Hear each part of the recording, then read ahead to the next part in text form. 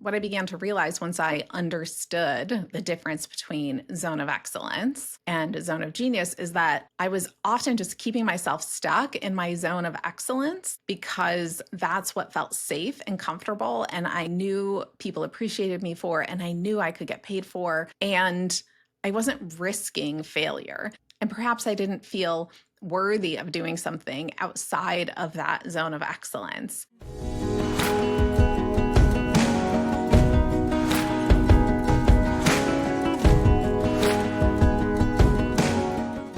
Hello and welcome to Pleasure and Profits. I'm your host, Rachel Anzalone. Last week, in episode 44, I introduced the concept of identity alchemy, the transformative process of becoming the person that you need to be to build the business that you want to have.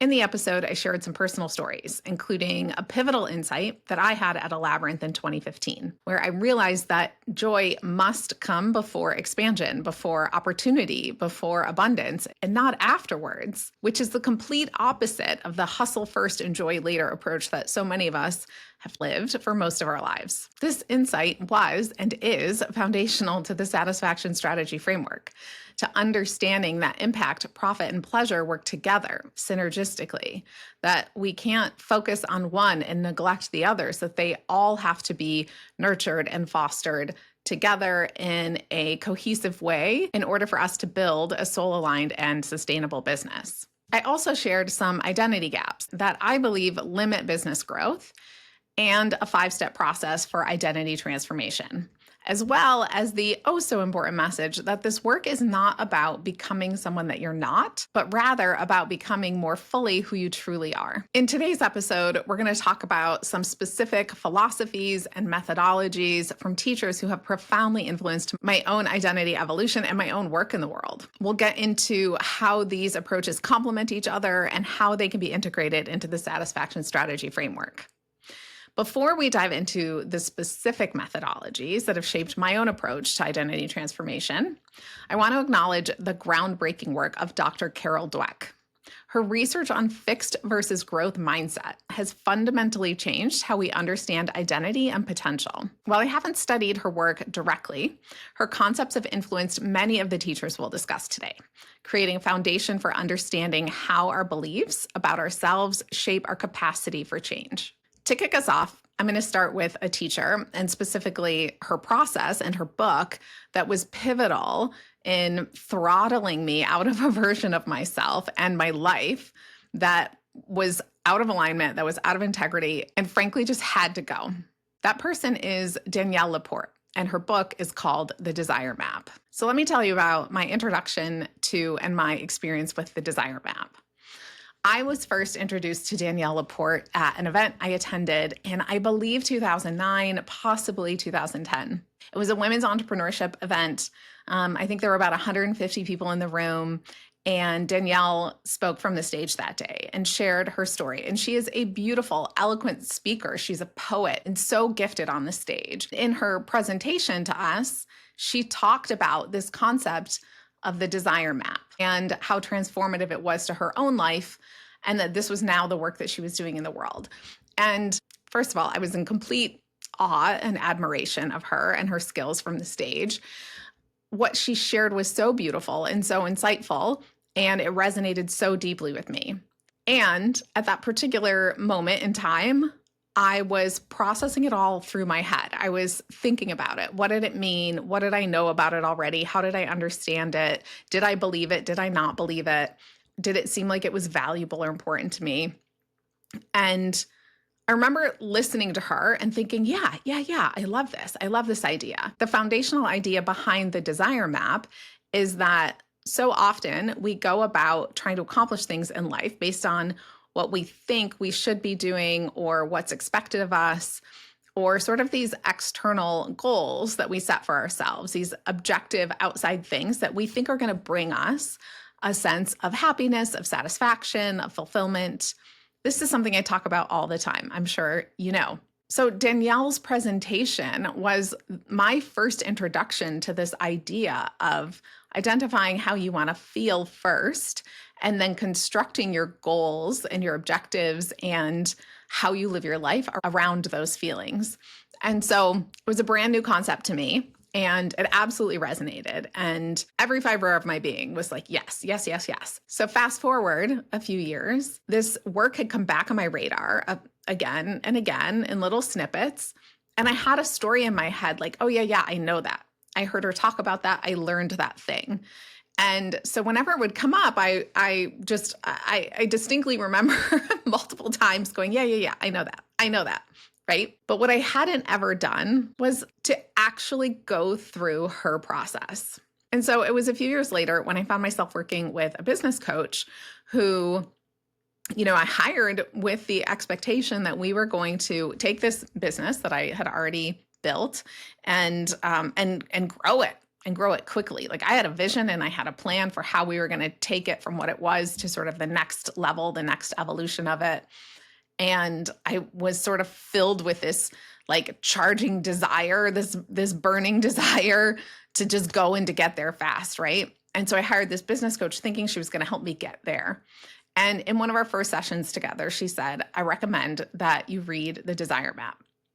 And I remember thinking, oh, yeah, I know that, right? Again. And so we worked together for a couple of months. And I didn't pick it up, and I didn't pick it up, and I didn't pick it up. And it got to be around Christmas, and I decided with a friend that I was going to do the Desire Map end to end, read the book, do the whole workbook over the holidays.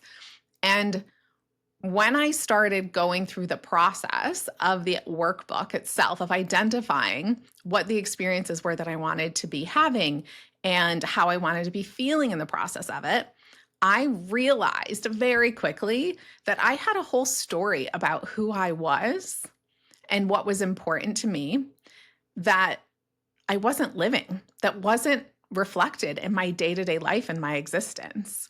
And so that process of doing the Desire Map, beginning to end, really cracked me open and propelled me to make dramatic changes in my life, including selling my business, getting divorced, moving to a new city. Like, holy shit, right? That is not what I thought I was going to do when I hired a business coach. That is not what I was planning at all. But it was so incredibly eye-opening that it really brought to my attention who it was that I believed myself to be and how I was actually showing up in the world and what the misalignment, the disconnect between those two was. And so over the course of the following few years, I would revisit the Desire Map every 6 months. I used to do it on my birthday in July, and then I would do it again around the new year and revisit it beginning to end. How am I doing in each of these areas, and health and wellness and personal relationships and this idea of sort of looking at life in categories and assessing how we're doing in each of them is not new, right? Like that's a wellness wheel. Every life coach on the planet has seen that, touched that, worked with it, probably has their own version of it. What was different in this experience for me was that I was focusing on the experience I wanted to be having and how that experience would feel. What were the feelings? What were the emotions? What were the sensations that I wanted to be having? And then when I focused on those feelings and bringing those feelings to life, then it became less about specific results that were being produced and more about how I was just experiencing my day-to-day life. And things transformed rapidly in my experience. And it was through Danielle's work that I met someone who then introduced me to Koya Inspired Movement. And then, as you know, I became a teacher of Koya Inspired Movement. It has become foundational as well in my work in the world and my identity and who I am and the experience that I have in this lifetime. And so both of these methodologies really are centered around feeling, around sensation, and transforming our identity and our experience from the inside out instead of from the outside in, which, if you have been following along, is really foundational to the Satisfaction Strategy framework and to how I approach business and life and sustainability for myself and for my clients. It was through this work from the very beginning that I was able to identify what the experience was that I want to be having and mostly how I want to be feeling. And then allow everything else to flow from there. What I realized for myself was that most of the outside objective things really weren't that important to me. And what really was important to me was that I was enjoying my life, that I was enjoying my relationships, that I felt good in my body, that I was able to have experiences that were expansive and interesting to me, and that I was able to continue to grow and expand and enjoy my life. And most of those objective external things really didn't matter along the way, and they still don't. And something that's become clearer and clearer to me over time, haven't talked about this a lot yet on the podcast, but I will in coming episodes, is that as I've gotten to understand human design and my own human design in particular as a generator, I realized that focusing on feeling good is the way that I create opportunities and create abundance and create expansion for myself. It's not for me about going and chasing the thing. It's about cultivating and curating the experience of pleasure and satisfaction and joy. And when I do that, things just show up that I could not have planned or expected. And that has proven to be true again and again and again in my life. The second teacher that I want to talk about is Gay Hendricks and his book, The Big Leap. Now this book is so foundational, so fundamental that it's sort of my assumption that everybody under the sun has read this. But in case you haven't, what Gay Hendricks talks about in The Big Leap is this concept of the upper limit problem and how we self-sabotage ourselves when we exceed our comfort zone. So this concept I was introduced to probably even earlier than the Desire Map. If I think back, it may have been as early as 2006. Yeah, probably even as early as 2006 that I first heard someone mention this upper limit problem idea and describe this experience of having, something really fantastic happening in their lives and being like on a roll and ready to go and just really like charged up and ready for what was coming next. And then bam, they got sick and it knocked them down and they couldn't do any of the things that they had planned. And they were talking about this in using the term upper limit problem. And so I sort of gleaned from that what it meant and started to examine where might there be instances of this happening in my own life. But I didn't really understand it. And I didn't really understand the author's framework around our zones of competence and excellence and genius at all at that point. But as I started to get to know the work and understand the work by reading it multiple times, I started to understand how I was limiting myself by keeping myself stuck in these places where maybe I was really only executing at my zone of competence, or more often executing in something that maybe was my zone of excellence, things that I was really good at and appreciated for, and that I could do well and get paid well for, but that ultimately weren't satisfying. They weren't energizing. They weren't soul fulfilling. They were draining me in a lot of ways. And most of the time, I just felt generally dissatisfied with the work that I was doing until I started to understand the difference between zone of excellence and zone of genius. So in simplest terms, if we consider all the activities that we participate in our day-to-day lives, there are things that there are things that we're incapable of doing, first of all. There are things that we're capable of doing, but that maybe we're not very good at, or that we really, really struggle with. There are things that we are competent at. We do it fine enough to get by. There are things that we excel at. And then there are things that truly are within our zone of genius, that are the gifts that we have to give to the world when we're performing at our very highest level and contributing at our very highest level. What I began to realize once I understood the difference between zone of excellence and zone of genius is that I was often just keeping myself stuck in my zone of excellence because that's what felt safe and comfortable, and I knew people appreciated me for, and I knew I could get paid for, and I wasn't risking failure. And perhaps I didn't feel worthy of doing something outside of that zone of excellence.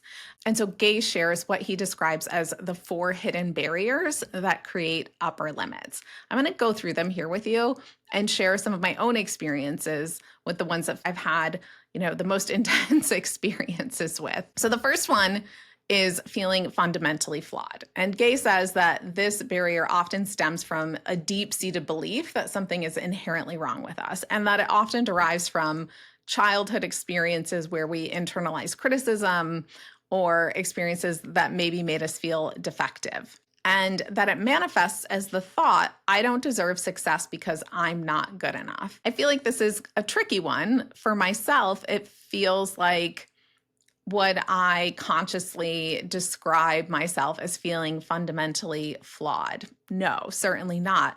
However, I do know that there is an underlying story that there are certain people who are exceptional at certain things and that maybe I'm not one of those people, right? And so for me, it often shows up as what feels like imposter syndrome.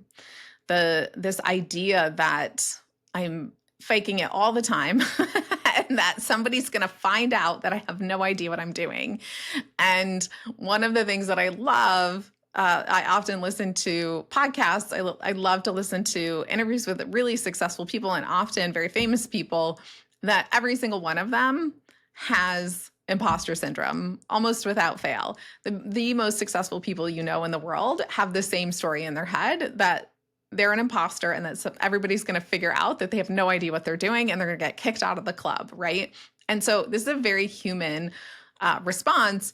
And where it can get in our way is when we allow it to prevent us from going after the things that we really want, or showing up in ways where we can really use our gifts in meaningful ways. The second one is disloyalty and abandonment. And Gay says that this barrier emerges from the belief that succeeding means leaving behind people that you care about, and that it's often tied to or stems from family of origin dynamics, where success is seen as a betrayal. I don't feel a strong resonance with this one myself. It's not something certainly that I'm consciously aware of. And even on deep reflection, this doesn't feel like it's truly like a trigger or a barrier for me, but I certainly know that it is for many people, and it can be incredibly detrimental to growth and opportunity if it's left unattended. Okay, the third barrier is believing that more success brings bigger burdens. And Gay says that this barrier revolves around the belief that success creates overwhelming responsibility and the fear that we won't be able to handle that responsibility if we get it. And so maybe we keep ourselves small. We're chronically worrying about what might go wrong or what we might not be able to handle, instead of trusting that we'll be able to handle the opportunity when it comes, or we'll be able to figure it out because we have the skills to do that, even if we don't know exactly how we're going to handle or do the thing. And so this one I see a lot in entrepreneurs who are consciously trying to grow their business.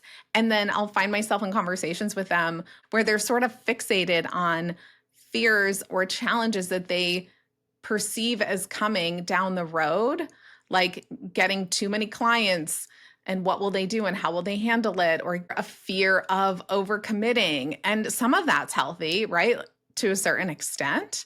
But if you're deliberately limiting your growth because you're trying to stay in what you perceive as your manageable comfort zone, and that's contradicting the goals and the desires that you have for yourself, then that behavior is really creating a block for you and preventing you from getting where you want to be. And so I have actually had this experience for myself.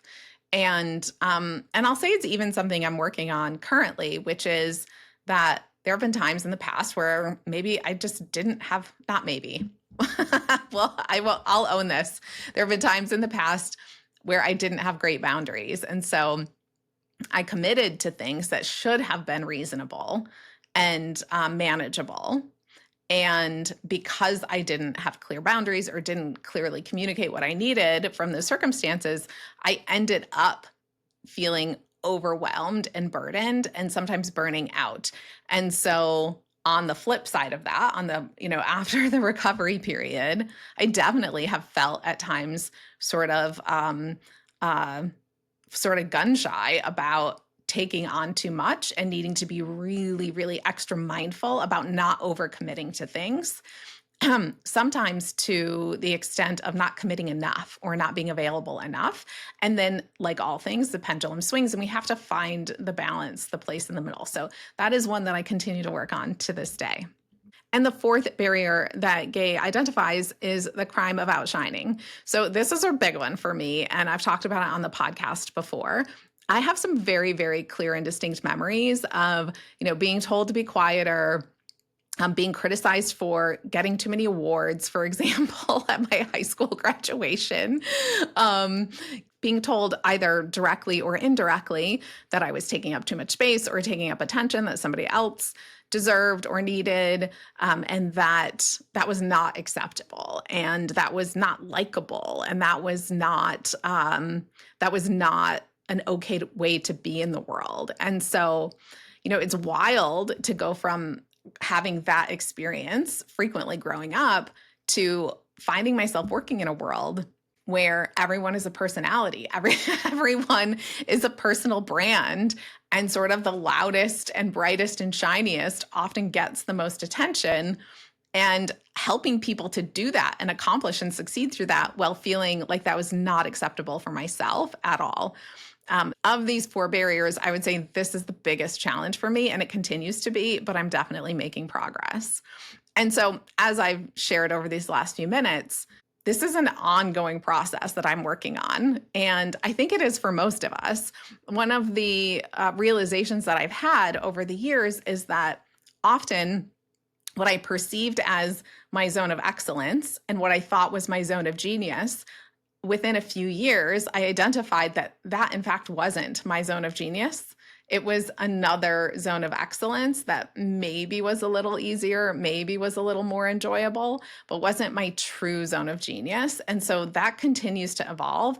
And I don't know if Gay says this, I don't know if he would agree with this, but maybe that's the case for all of us. Like as we grow and as we evolve, those sort of levels of what's our zone of competence, our zone of excellence, our zone of genius can continue to evolve with us. I can look back over my years of working behind the scenes supporting people in business, and there was a time period where I would have said my zone of excellence was in execution. It was in managing campaigns, and that my desire or my goal to get into my zone of genius was to work more in a strategy capacity because that's what I thought my true gifts were.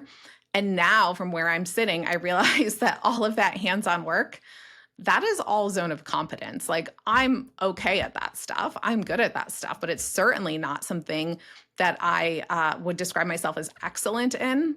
And it's not something I desire to be excellent in. And now I can look and see, oh, this strategy piece, that is zone of excellence. When we're talking about more tactical business related strategy, what my zone of genius is the ability to see the big picture and how things integrate and how they work together, and to be in relationship with people where I can see and feel and understand what it is that's going to help them to be most successful in their life. And that's an entirely different experience for me. I had a call with a coaching client a week or two ago, and we got into some like pretty involved stuff about what this person wants for their life and what that might mean in terms of their business, and sort of some really specific mindset things around entrepreneurship.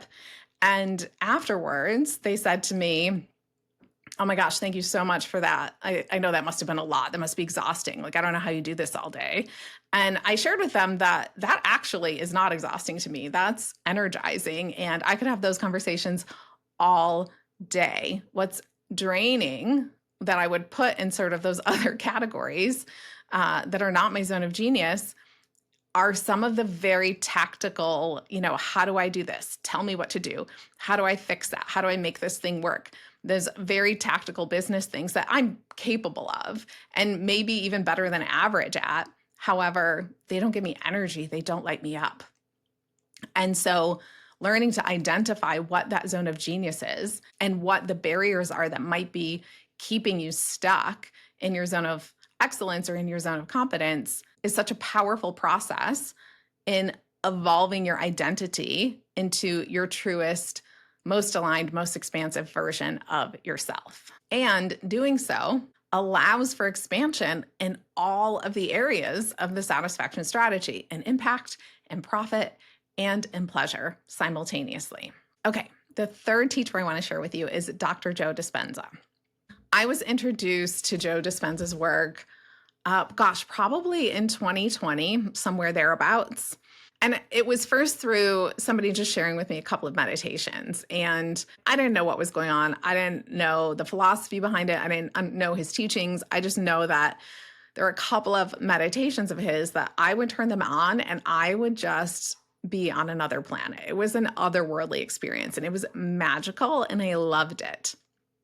And so when another friend started talking about Joe Dispenza and shared with me that they had gone on one of his retreats, that she had this amazing experience and she was really, really on fire about his work. And she shared that with me. I decided to go deeper. And so I think the first thing that I did was look at the retreat schedule.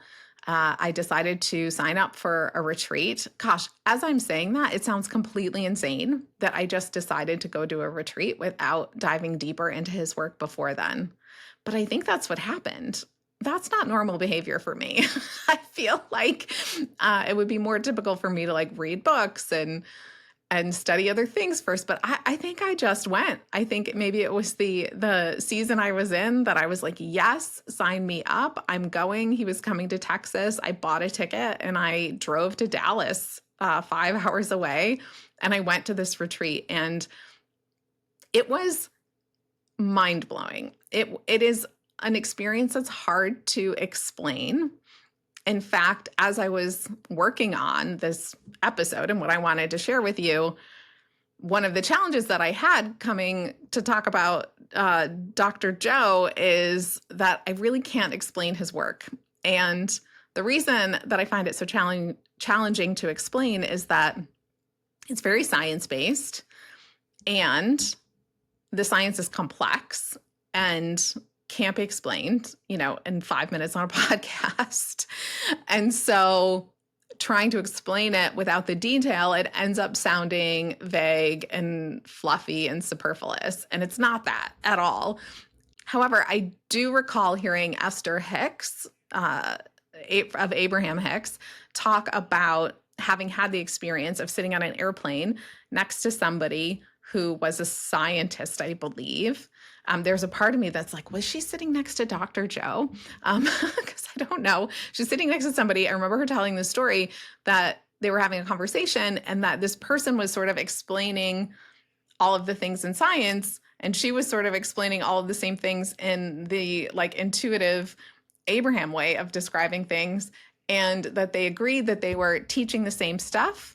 They were just using different words. And so Esther is very modest and would say, I don't know anything about that. I just know that this is how it feels and this is what it works and this is the practical application. And that, what I think is beautiful about Dr. Joe's work is that it does align directly with all of that law of attraction work and it gives a strong science explanation and some more concrete things to hold on to do that work, to bring that work to life in a way that I think is more tangible for a lot of people. And so it is the same, but it's different. And so if you're not familiar with Dr. Joe's work, it's really focused on how we can literally change our brain through conscious effort. His book is called Supernatural. You can check that out, or you can go to his website and see, videos and online courses and in-person retreats, which I highly recommend. And what I don't recommend is just doing his meditations because there is technique behind it. And understanding the technique and the intention is critical to the work. And so what's interesting is that in those initial experiences where I just was doing a couple of meditations and I was sort of having these magical, mystical experiences, I was only scratching the surface because I didn't really understand what I was doing or why. And so if you really want to understand the work, I recommend that you immerse yourself in learning about it as you do it. So Dr. Joe's core concept is that your personality creates your personal reality. And so I'm going to share a very simplified breakdown of what his process is that is really about using neuroscience to change your brain. Okay, so number one, your thoughts create your reality. Your habitual thoughts create neural pathways in your brain, and these pathways determine your automatic behaviors and emotional responses. Your behaviors and emotions create your life experiences, and these experiences reinforce the same neural pathways, creating a loop. And so, whatever our reality is, and therefore our habitual thoughts, we tend to live those over and over and over and over and over again. Number two, breaking the cycle is an integral part of transforming your identity. Your brain doesn't know the difference between intensely imagined experiences and a real one. And there is all sorts of science to back this up. You can find a gazillion examples of this. Both imagined experiences and real ones create similar neurochemical responses and form neural connections. So this means that you can create new neural pathways through focused mental rehearsal. So you can literally imagine yourself into a new reality. And so, like I said, this sounds a lot like visualizing your goal or what you desire and feeling in your body what that feels like, right? Very much the language of Abraham Hicks and law of attraction. Number three, the transformation process. So step one is becoming aware of your unconscious patterns, thoughts, emotions, and behaviors. So starting to identify what are the patterns that I'm living and experiencing that I'm not consciously choosing. Step two is to create a clear vision of who you want to become. Step three is to generate the emotions of your future self through meditation. And so there it is. There's that imagining it, but not just imagining it in your mind, really feeling in your body what that future self is feeling. And so if we go back to the desire map, I talked about identifying how we want to feel and focusing on feeling that, and then letting the other things sort of manifest around us. And then step four is practicing embodying this new state until it becomes your default. I know I've had this experience myself of, we have sort of these moments of learning something new where it feels very new and it takes a little bit of effort, right? And then over time, it's a little bit less effort and a little bit less effort and a little bit less effort. And eventually you realize that that's just the way you operate. You don't even think about it anymore. And so that's the practicing and practicing until it becomes your default. And so why does this work? When you combine clear intention with elevated emotion, you create coherence in your energy field. Now, that may sound really abstract, and this is one of the reasons that I struggle. I've tried to explain to my husband, and then I just end up tripping over my words, and I get nowhere. And he looks at me like I'm crazy because he is, he's studied physics and chemistry. He's an engineer, and he wants the detailed explanation, and I can't deliver it, right? You got to go listen to Dr. Joe for hours. I can't give you the 5-minute version. So we talk about creating a clear intention. So that's that visualization with an elevated emotion, feeling what that feels like in your body. Then you actually shift your energy field to magnetize those experiences that match that energy. And consistently practicing this will literally change your brain structure. And as your brain changes, your perception changes, and so does your reality. And it can and does create an upward spiral where things just get better and better and better and better. And so the power of Dr. Joe's approach is that it combines this ancient wisdom of meditation and energy work with modern science, neuroplasticity, quantum physics, epigenetics, to create a practical method for transformation that doesn't require external circumstances to change first. You just show up and do the work, and the changes will start to happen. Over these last 5 years, since I've been introduced to Dr. Joe's work, like I said, I attended a retreat, then I attended a second retreat. There have been periods of time where I did these very extensive meditations day after day after day for months. My observation is that if I take the time or make the time to do even a short version of one of his meditations in the morning, I go into my day with a better energy where things just happen easier and things flow in an easier way. I will share with you a couple of experiences that I've had that felt pretty magical. Beyond the physical sensations of being in the meditations and the energy flow, which is incredible and intense, I said I've been to 2 of Dr. Joe's retreats. The first one I went to, I was in a transition point in my business. I decided I was going to shift focus to working sort of in mentoring capacity, taking on some private strategy intensive clients. And so I was just in this transition point, and I went to that first retreat. And while I was there, I made a social media post and immediately enrolled a client in a private strategy intensive. A $10,000 package. Magic. Felt incredible. The second, as I'm saying this, I know it sounds unbelievable, but I'll give you a little bit of context. The second Dr. Joe retreat that I went to was an advanced retreat. It was a little bit shorter, 4 days, again, up in Dallas. And no joke, the same thing happened. Oh, not exactly the same, pretty close. I actually had spent a day with a business coach, I'll talk about in a second, where we talked a lot about this identity engineering, he calls it. And I also did a Dr. Joe retreat like within a week of each other. And I came home to a check in the mail for $7,000 from a client that was just I'm very happy. We had a great season. I wanted to say thank you. Here's a bonus of $7,000. Again, just like, holy shit. And I know these stories sound like maybe sound unbelievable or sound impossible. And it's easy to get hung up on like, well, how do I do that? How do I make that happen? Well, here's what I know is that it doesn't just take going to like a Dr. Joe retreat. It's not that. For me, it's a removal from day to day. It's a removal from the grind often. I've had the same experience happen when I just decided to, like, I was stressed out about something. I was trying to figure out where a next client was going to come from. This moment I remember years ago.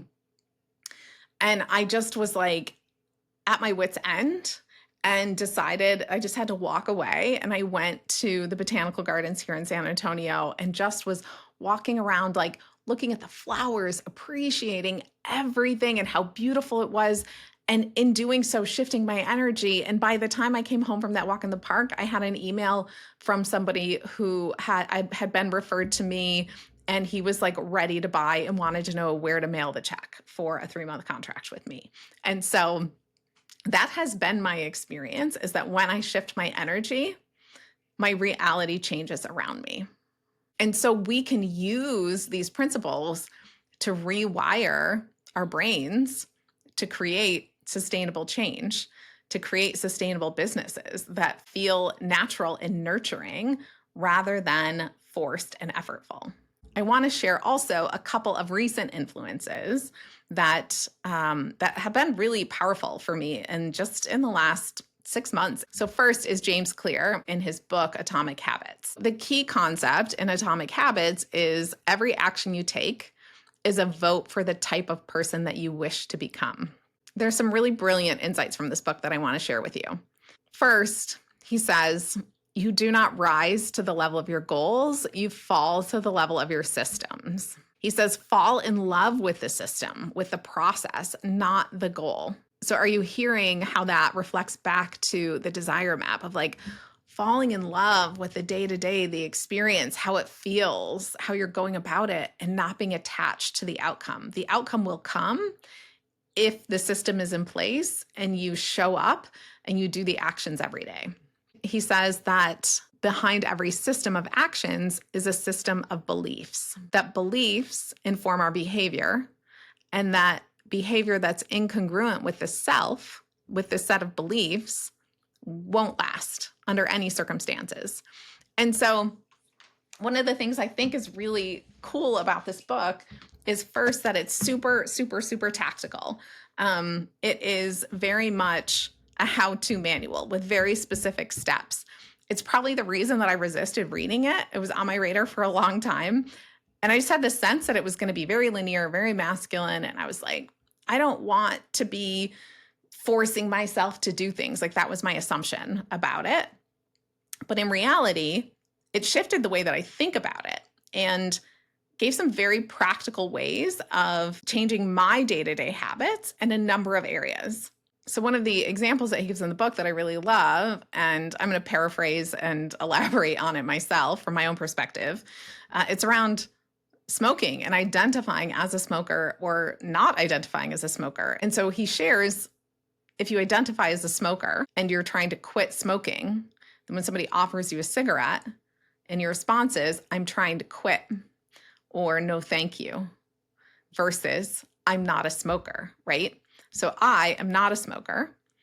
And so if somebody offered me a cigarette, I would say, I'm not a smoker, or I don't smoke because I don't, right? And what's funny is that I used to smoke. I smoked for a bunch of years. It was the 2000s. I was working in restaurants. Taking a cigarette break was the thing to do. There were a bunch of years that I smoked.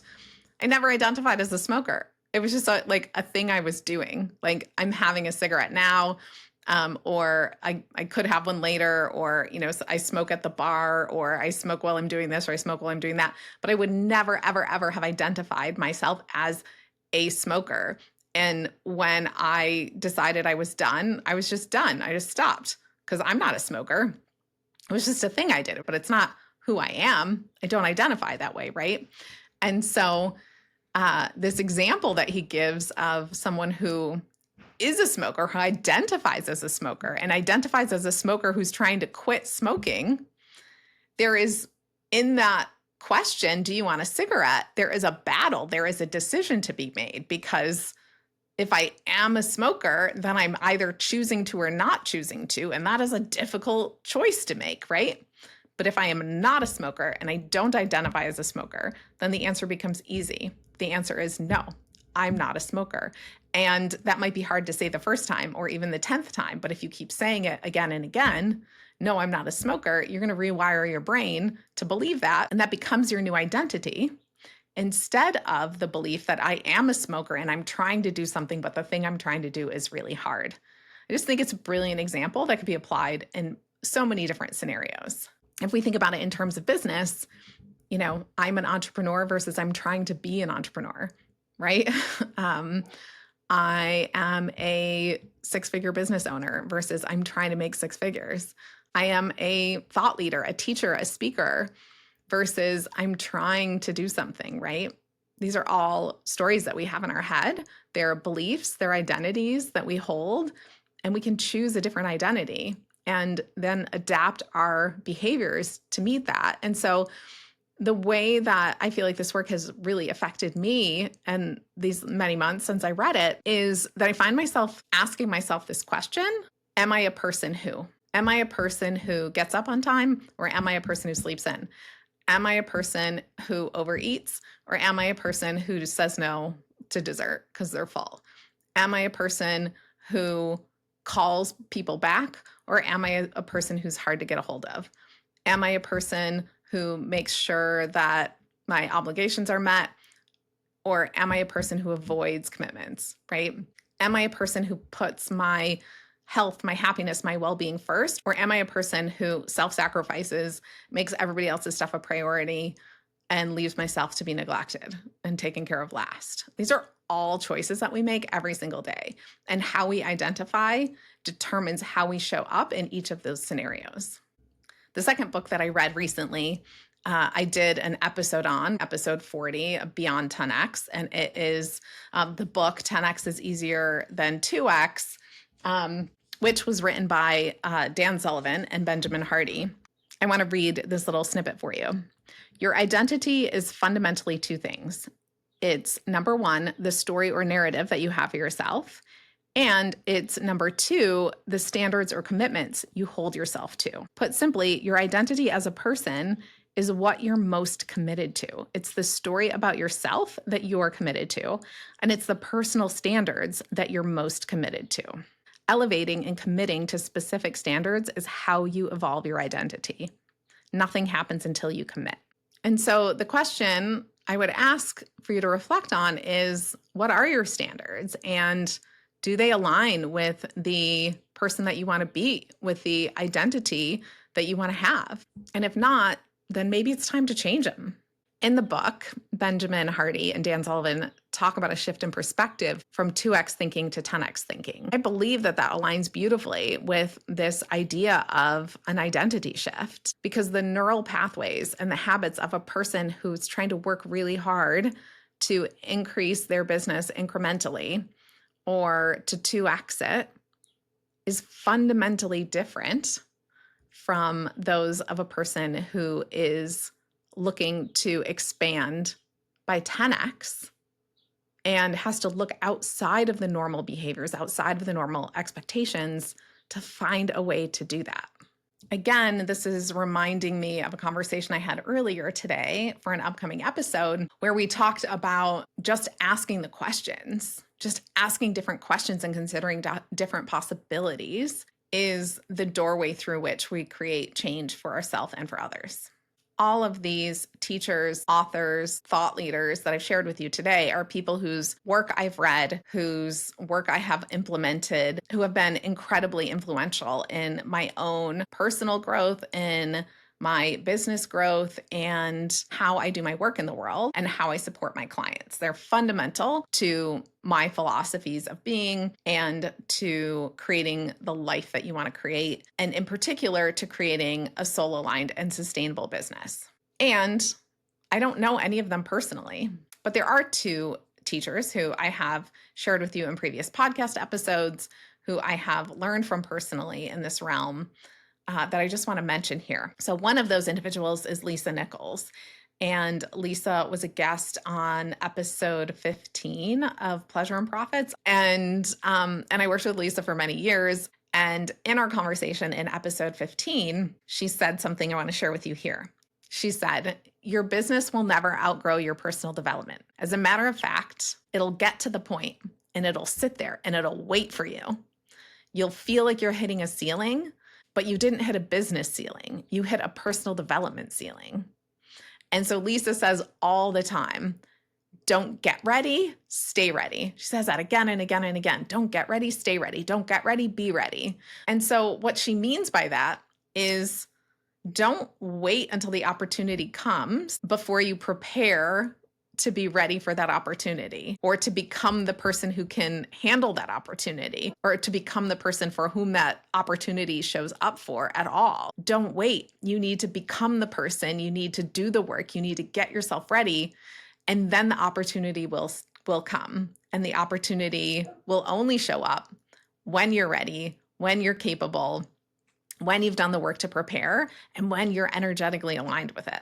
Another teacher that I have learned from over the years, who was also on one of the first episodes of Pleasure and Profits, is Giovanni Marsico. And he brings to the work this very dreamlike energy of imagining that anything's possible, this very creative, almost childlike energy of dreaming up your biggest dreams, whatever it is that you want, whatever it is that it is possible. And all you have to do is dream it. And then take these actions from all of these teachers, right? Do the things to shift your energy, to become the person, to change the way your brain works, to change your reality. And you can have any of that. And with both of these teachers, being in shared space with them, in energetic exchange with them, in learning environments, and being surrounded by other people who are learning and shifting and growing in the same ways, who have the same desires and the same beliefs, that we all can become who we desire to be, that we all have the ability to evolve our identity, to create the life that we want to create, to create the impact that we want to have, to become the people that we are truly meant to be, to live into and lean into our gifts, and to give at our highest capacity, to contribute at our highest capacity. It cannot be overstated, the value of being in these types of relationships, of sitting across the table from, of being in the room with, of being in the conversations with, not only individuals like Gio and Lisa and some of these other teachers that I've shared with you, but of the people that they surround themselves with and the people who are drawn to this type of work. There is so much power and so much opportunity for our own personal growth to be in those types of communities, to be in those spaces, and to really benefit from the shift in the energy of the entire group in a way that's truly expansive and can be transformative for not only us, but then ripple out into the people that we have contact with as well, to the people that we're here to serve, to the people that we impact.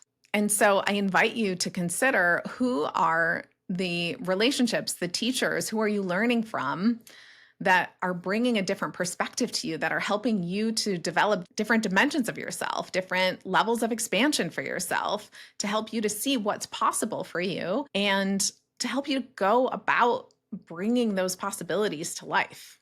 As we wrap up here, I want to bring us back to the beginning of this conversation, where I mentioned that these ideas are not about becoming someone different. They're about becoming the best, most expansive version of yourself. And that this approach to personal growth directly influences your ability to grow your business in a way that is sustainable. And all of that happens from the inside out. And so I leave you with this question: what is the truest, most aligned, most expansive version of you that you can imagine? And what actions are you taking to bring that version of yourself into your reality, not just to benefit you, but to benefit the entire world through the impact that you'll create? Thank you so much for listening. Until next time, remember, your pleasure is your power. Take care.